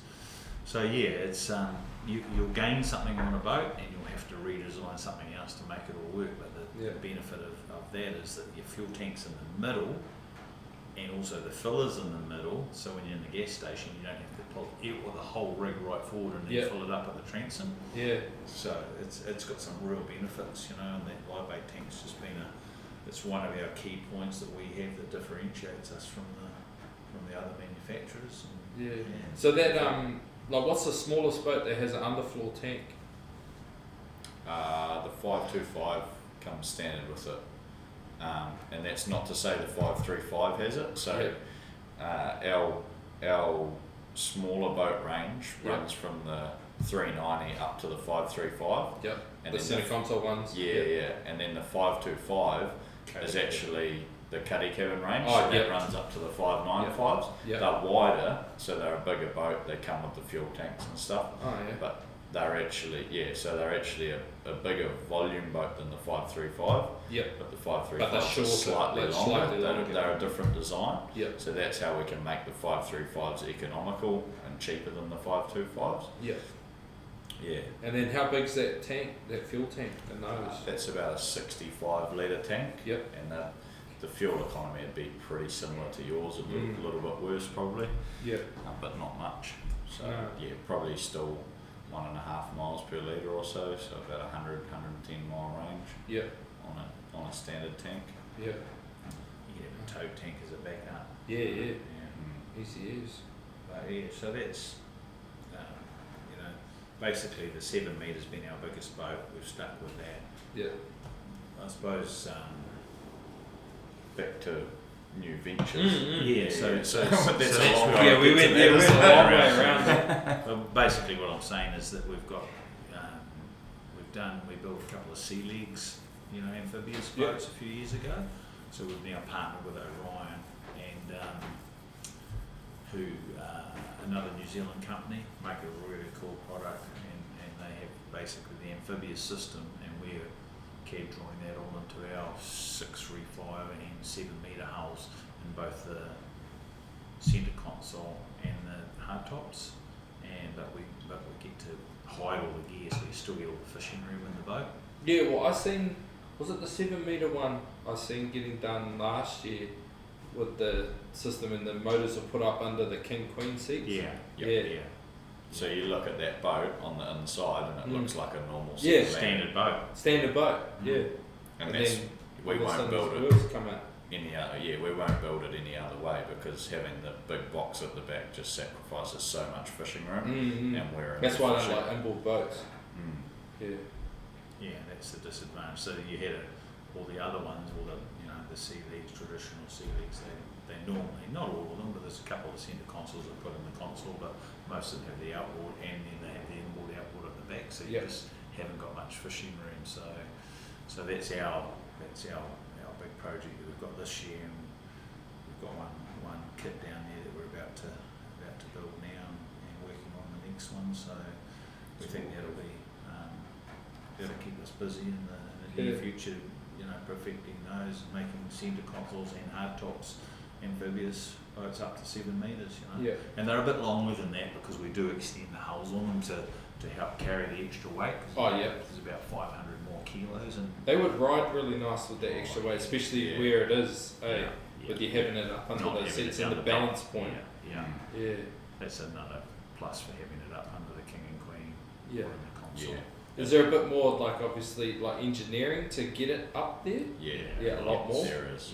I remember seeing something about the exhaust system. You had to run that down through under the floor, and it had to be all wrapped. Some big challenges. But we've done it, and we've sort of conquered it now. So we just got to get those done. So that's exciting. So I'd say we'll see probably 2 to 4 of them done by the end of this year. Oh yeah, cool. Have you got people lined up to buy those, or just? got a couple of. We had a lot of inquiries when we did it, but then we couldn't get the gear, Oh, okay. so Yeah. we had to shelve it for a while, and that's why we just perfected our range, and we've done that now. So now it's time to go again with these. This is probably the first thing we've publicly said about it. Yeah. We haven't advertised it. We've just had people come in to us Yeah. wanting to do it. Yeah. Yeah, so They're like, for some places, they'd just be perfect. Gold. yes. Like, So you know how we talked before about how guys, they start off with the smaller Yeah. boats, and as they get bigger families, they get the Yeah. bigger boats. yeah. What the biggest benefit of this is, it allows the older people, before they have to drop back down to a smaller boat, To if keep. they've got a bit of coin, they can buy an amphibious boat Yeah. and they can launch it by themselves, they can fish by themselves, and if they're into the 70s or 80s, they can actually fish for probably another 10 or 15 years Yeah. without the extra effort of having trailers and Having all They of haven't that. got, their mates can't back their trailers down because Yeah. they're all getting older, and Yeah, they, you bit imagine stiff beach launching at Opedo, and your mate's on the tractor and he's a bit dottery, Yeah, yeah. as we're all going to get, Yeah, like we've got that to exactly. look forward to. Yep. But it's too hard, beach launching a boat into surf. These things, man, if you can walk, you can go fishing. So you walk out your lawn, the boats are squatted down, you climb up the ladder, you start it up, the boats come up, you drive down the beach and into the water and go fishing for the day. They go out with their they walk up into their boat with their coffees and Yeah. put them on the dash, and Yeah. then they Or go their where whiskey, they they go. go launch Yeah. themselves, Yeah. or their rum. So yeah, a lot It's of a people cool don't. thing. They just think they're being wankers or something. Yeah, but it's actually such a cool thing That's to really neat. Mm. lengthen the life of boating and fishing. And Yeah. I mean, people that are passionate about fishing, that's what they want to do at the end of the Mm. day, eh? Yeah, well, you think about it, like if you get a bit older and you're a bit, Yeah, like I've but had a stiff, long you've got rugby an career, arthritis, I a get bit of stiff neck arthritis, and yeah. the rest of it, like Mm. back in a trailer's no fun, like if you, And then getting out stuff. and then hooking a winch on and Yeah. then having a hydraulic winch and there's waves crashing around Yeah. and the back of the boat's exposed to the waves. These things just slide out into the ocean, and Yeah. it doesn't matter even if it's rough. nah, it Even if it's doesn't, rough, you doesn't. still can go out and spin it and then go and hide it behind the islands, and then it doesn't matter if it's rough coming in, you just surf in, put the wheels down, bang, you touch, the wheels are spinning, you There drive you up go. home, crouch it down, get the hose, squirt it down, fill up your fish. You know how rough Manu Bay can get. Mm. We were doing a magazine test out there in the centre console, the 680 Yeah. one that we did, and there was a couple of guys in a big hard top there who said there was too much swell to come back in at Mm. Manu Bay, so they went back through the bar, got a ride out to their trailer, took the trailer back round, which is pretty common out at Raglan. Yeah, it happens a bit, eh? Yeah, I took the sea legs in and out probably 3 to 4 times just for fun, to show them that we can do Yeah, it. like, True. buy one of these? Yeah, it just goes in. Yeah. And I even made a mistake and came in, I thought I had the wheels turning, but they weren't. So Oh, I yeah. came in quite hot, Yeah. hit the ramp, and it just stopped. Yeah. I went, oh no. But I pushed it forward and it just chugged its way up the ramp, and Yeah. away we went. So safe, so Mm. good, and just safer, easier. Putting boats on trailers in surge. Mm. It's just Oh, I've seen hard some work. horrendous sights at Money Bay. Oh, there's Yeah, good. I've seen broken the legs, boat one day go straight up and just plough the tailgate of his ute, and Yep. yeah, Yep. Or Yeah. fill the vehicles up with water. like getting in far enough. Yeah, there's some horror stories. Yeah, So yeah. this takes Some all pretty that away. scary stuff happens, though. Yeah. Like, Mm. that's why I love my boat too, because Yeah. it's so easy to Small launch, boat, handle. yeah. Like Yeah. I just have rope on it, and if I've got someone out there, I just tell them like, if at any stage you feel like in danger, just push the thing out, it floats. Like Yeah. No I'd worries. rather the boat, we have to go get another boat to go out and get it, or it'll come in and hit the rocks or whatever. I don't want you Yeah.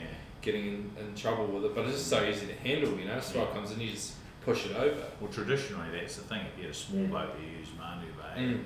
Unless it was really flat, you Mm. put a bigger boat in there. And if it's that flat, you can go through the Go bar. to the bar anyway. Yeah. So Yeah. this Yeah. just means that when there's 2 meters of swell, but it's a nice lazy swell and there's no Mm. wind, Yeah, you can still go out to Manu Bay. You don't have to go through the bar, yeah. which Which can get, still get you. Yeah. So yeah, that Raglan bar's a doozy, yeah. Yeah. yeah. Yeah. But I've been over there a few times, like been out, come back in, and when the tide's rushing out and that joggle and stuff, man, my boat's just so good through there. Those like, are big waves too. Yeah, they're big waves, and it's like, but I just have so much control, you know. So I went in one day, and I got in, and then my mates come in, and they were in a big 7.5 meter boat, and they were taking them over the roof. Yeah. Like over the hard top, they like ploughing into them over, and I was in maybe 10 minutes before them, and I was just up there rinsing, you know, the boat and the trailer off with the hoses there by the campground at Raglan. They come in, and my mate comes up, bro, how the hell did you get in? And I was like, what? What do you mean? He goes, we were taking them over the roof, and I was just like, what? And I was like, no, it was sweet. He goes, oh, were the waves not big there in the joggle? I was like, yeah, they were. But I just, you know, took my time and front up a bit and just used my throttle and went in. Like at one stage here, I looked across and I was just like surfing the wave. Like I wasn't even moving. I was, you know, how the current turns there. And I was just like, I was stuck on the treadmill. I was just sitting there, I just gave a little squirt and carried on. Yeah. But yeah, they were but they're like it's like a little cork, my boat. It just moves. The cork theory is throw a cork into a rough piece of ocean, it just sits on top. Yeah. The bigger boats crash around and get them over the top. So it works. So. Yeah. Anything else that we haven't touched on? What about as far as exciting new ventures, the Seakeeper stuff? Yeah, we're doing as well. That's pretty interesting. That's quite new too. So we've just become the DC, so 12-volt Seakeeper agent for New Zealand. Oh, okay. It's the gyroscopic stabilisers. Yep. And the big launches have been getting them for quite some time, but we've now got a nice little Seakeeper 1 in stock here. So someone that's building a bigger trailer boat probably, they can mount that in there. These things spin at 22,000 odd revs, and they stabilise the boat from side to side. So you can just go when it's rocking like that, you turn it on, and your boat just stops. Yeah, they're amazing, those things. I've seen videos of them. Yeah. And mate's got a launch, and they've got one in there. Yeah. And he said it's amazing whether you can be in and it's a game changer. Turn it on. You can take people out that normally get seasick that won't be as seasick, you know, and it's just, and it lets you're not tripping over, you're not falling out of the boat, you know, so we've got that there, and because of all the workshop that we've just obviously built a new workshop here. That's concrete's getting laid tonight, you know, so once that's all settled down, we'll get into doing some marketing on those and hopefully help somebody out that wants a nice, really big, stable trailer boat, and we can install that either here or we can travel. So you know, they're fairly pricey unit, but it's like a real game changer. Yeah. So once again, it's for the guys like the CLX boats. So well, it's anything with fishing that way. Like I guess hunting and stuff's the same. Like you pay for what you get. Like nothing of quality is cheap for a reason, because it's quality and it's good. And things like that take time. Well, something that stabilises your boat, that can't be cheap. Well, they run in a vacuum, you know, so they can spin so quick, so they use less battery power, you know. So so there's a lot of engineering into. Imagine the hours of time it took someone to design that. Development. You know, you got to back pay all of that. It's pretty hard to get your head around, even at the best of times, like how it actually. Well, you're an engineer too. Imagine me, like play rugby. Well, you know, when you spin your push bike wheel and you hold it and it's really hard to turn, it's the same thing. It's that gyroscopic effect of having a heavy weight spinning really fast. So then they use hydraulic rams. It rocks back and forth, doesn't it? Longitudinal line. So it's kind of like the faster you ride your push bike, the harder it is to fall off it. So it just throws the spinning weight back and forward the whole time. And it takes like 95% of the roll out of the boat. So you just sit there, and boats don't go back and forward that much. It's true. Yours does, but it's only 4 meters, you know. But you mentioned before too, like Lusty and Blundell. So like we have been lucky enough, been talking with them, and we're about to fit Minichifi out with autopilot and the rest of it. So that's going to be new Axiom's going in it, Rain Marine Axiom, that's cool. and then autopilot. So that's it's pretty exciting, I've got an Axiom in my life. Oh, you do? I got a photo of it reading the bottom in 1,663 metres. Yeah. Which is a mile deep. Yeah. And so it's good gear. That's It's neat, really yeah. cool. Yeah, no, I'm pretty excited about that because I do a lot of fishing with people, you know, that don't have a lot of experience too, you know, and because generally there's only 2 of us on the boat, or sometimes I'm by myself, you know, so having the autopilot and being able to clear gear, set gear, the rest of it's just That'd be gonna, great, eh? yeah, it's gonna be a big game changer. I'm pretty excited Oh, about it. you'll love that, man, because Yeah. I don't know how you do it when you're solo. Oh man, I get a sore as neck, sore right arm there, just like, Yeah. feels like I'm in my tiller again. Yeah. Yeah. Be running back doing a few winds. Yeah, and then changing run back, turn the wheel boat, again. run back, and then going side to side. Yeah, but no, I'm pretty excited about that. Eh? Yeah, It's that'll be pretty cool. Mm. Yeah, it's a wicked little story, that boat, what it's been through and what it's done. Eh? And Yeah. it's Yeah, it really is. So, yeah, no, it's been pretty no, exciting. you've done very well, and we've really wrapped to be involved with you and see it develop. Mm. Oh well, you guys have been so super helpful. Eh? Like everything I've wanted to do has never been an issue or hard. We've kind of found a way and adapted it and moulded it, and it's been good. Yeah. Real enjoyable. Sweet. All right, mate. Anything you want to leave us with? No? No, you just keep catching lots of fish, and we'll keep building boats. And, Yeah. And hopefully we catch a couple when we get a chance to get out there. Yeah. Neither of you have been on Mini Chiefy either. No. You might be up, I reckon, Max, once the autopilot's yeah. on, we'll go test it. Yeah, we'll go give it a test, eh? Yeah. I'll watch from the big boat. Yeah. I'll take the photos. I didn't think you'd be too keen to come out. I've done my time. I've Yeah, done little lots boats. of little boat fishing. Yeah. So yeah. Cool. Alright, cheers for that, boys. Good Thanks chat. very much, man. Awesome. Cheers.